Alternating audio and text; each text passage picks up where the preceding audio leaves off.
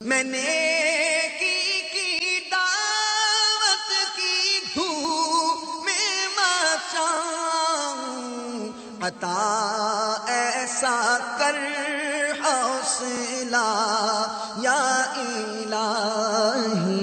قیامت کیا ہے؟ پہلے بھی بیان کیا گیا ہے، دوبارہ عرض کیا جاتا ہے۔ اللہ تعالیٰ نے اپنے بندوں کو ان کے اچھے اور برے کاموں کا بدلہ دینے کے لیے خاص دن مقرر فرما دیا ہے، جس دن نیکوں کو جزا دی جائے گی، بدوں کو سزا دی جائے گی، فیصلہ ہوگا۔ نیکوں کو جنت کی نعمتیں ملیں گی، اور جن پر اللہ تبارک و تعالی غضبناک ہوا ان بدوں کو جہنم کا عذاب دیا جائے گا۔ اسی دن کا نام قیامت ہے۔ کس طرح آئے گی قیامت؟ اچانک آئے گی، لوگوں کو اس کا خیال نہیں ہوگا، اپنے کاموں میں مشغول ہوں گے۔ دفعتاً حضرت اسرافیل علیہ السلام کو حکم الہی ہوگا کہ سور پھونکیں، بغل کی طرح کی ایک چیز اسرافیل علیہ السلام اپنے ہاتھ میں لیے آسمان پر اللہ تعالیٰ کے حکم سے انتظار میں کھڑے ہوئے ہیں، وہ سور پھونکیں گے۔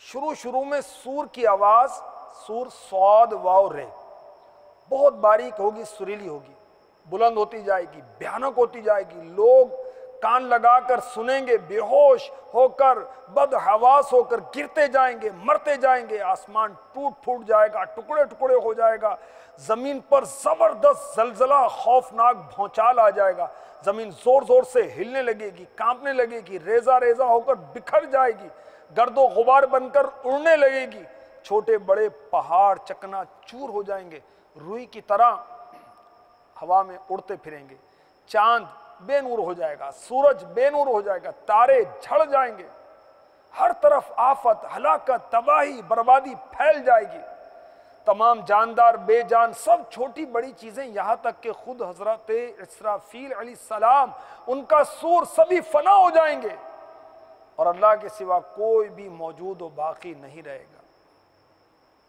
اور اللہ تبارک و تعالیٰ خود ہی اعلان فرمائے گا، آج کس کی بادشاہی ہے؟ کہاں ہیں آج زور و زبردستی کرنے والے؟ کدھر ہیں آج گھمنڈ و تکبر کرنے والے؟ کوئی موجود ہو تو جواب دے۔ اللہ تبارک و تعالیٰ خود ہی اپنی عظمت و کبریائی کے ساتھ ارشاد فرمائے گا، للہ الواحد القہار، آج صرف اللہ ہی کی سلطنت ہے جو ایک ہے، نہایت ہی غلبے والا ہے۔ جب تک اللہ تعالیٰ چاہے گا سب پر موت قائم رہے گی، پھر جب اللہ چاہے گا حضرت اسرافیل علیہ السلام کو زندہ فرمائے گا، سور کو پیدا کر کے دوبارہ سور پھونکنے کا حکم دے گا۔ جیسے ہی سور پھونکا جائے گا، اگلے پچھلے انسان، جن، فرشتے، ساری مخلوق زندہ ہو کر موجود ہو جائے گی، مردے اپنی قبروں سے، اور جہاں جہاں مرنے والوں کے ذرے، لاشوں کے ذرے بکھرے ہوں گے، سب اپنی اپنی جگہوں سے زندہ ہو کر نکل پڑیں گے۔ سب سے پہلے میرے آقا علیہ الصلوۃ والسلام قبر انور سے اس شان کے ساتھ باہر تشریف لائیں گے کہ ایک ہاتھ صدیق اکبر کے ہاتھ میں ہوگا اور بایاں ہاتھ فاروق اعظم کے ہاتھ میں ہوگا۔ مکہ مدینہ کے مبارک قبرستان میں مسلمان مدفونین ہیں، ان کو لے کر میدان محشر میں میرے آقا علیہ الصلوۃ والسلام تشریف لائیں گے۔ میدان محشر کہاں قائم ہوگا؟ ملک شام میں، زمین تانبے کی ہوگی، سورج صرف 1 میل کی دوری پر ہوگا، اور اس دن 50,000 سال کا ایک دن ہوگا۔ نام اعمال دیے جائیں گے، کسی کو دائیں ہاتھ میں، کسی کو بائیں ہاتھ میں، کسی کا سینہ توڑ کر دیے جائیں گے، میزان عمل قائم کیا جائے گا، حساب کتاب ہوگا۔ اور یاد رکھیے قیامت کتنے برسوں کے بعد آئے گی، کون سے سن میں آئے گی، اس کا علم اللہ تعالیٰ نے اپنے عام بندوں سے چھپا لیا ہے، لیکن اپنے محبوب علیہ الصلوۃ والسلام کو اللہ تعالیٰ نے دوسرے علوم کے ساتھ ساتھ قیامت کا بھی پورا علم عطا فرمایا ہے، مگر آپ کو یہ حکم دے دیا تھا کہ قیامت کب اور کتنے برسوں کے بعد آئے گی، کس سن میں آئے گی، اس علم کو آپ اپنی تمام امت سے چھپائے رکھیں۔